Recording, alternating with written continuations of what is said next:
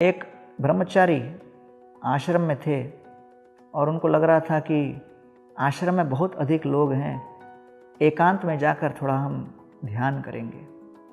ये विचार करके वो गए और एकांत ढूंढते ढूंढते नौका लेकर सीधा एक तालाब के बीचों बीच गए। तालाब में नौका को स्थित किया और तालाब के बीच उस नौका में बैठकर ध्यान लगाने लगे। निश्चिंत थे कि यहाँ मुझे परेशान करने वाला कोई नहीं।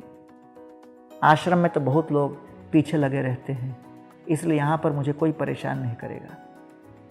काफ़ी समय तक ध्यान लगाने के बाद अचानक लगा कि उनके नौका के ऊपर किसी ने ठोकर मारा, और जैसे ही उनको लगा कि फिर यहाँ कोई परेशान कर रहा है, उनके मन का क्रोध ऊपर उठाया। आंखें खोलकर देखा कि एक दूसरा नौका आकर उनको ठोक दी थी, लेकिन नौका में कोई था ही नहीं। अपने आप वायु के वेग से वो नौका आकर इनके नौका को स्पर्श कर गया था। तब उनके मन में एक महत्वपूर्ण साक्षात्कार उत्पन्न हुआ कि वास्तव में मेरे क्रोध का कारण वो नौका नहीं, मेरे क्रोध का कारण मेरे हृदय के भीतर प्रज्वलित क्रोधाग्नि है, और इसलिए मैं केवल उस नौका को देखकर क्यों क्रोधित हो जाऊं, क्योंकि मूल कारण तो मेरे अंदर उत्पन्न हो रहा है।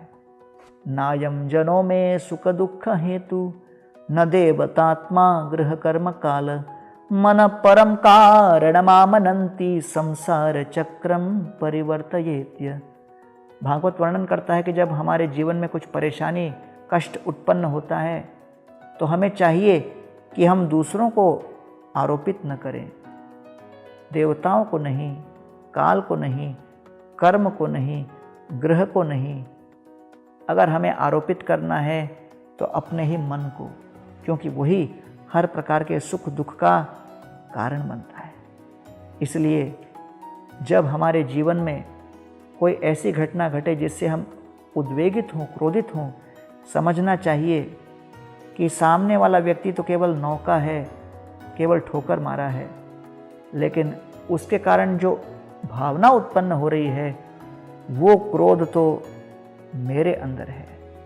इसलिए इस क्रोध से बचने का प्रयास करें और जीवन को सफल बनाएं।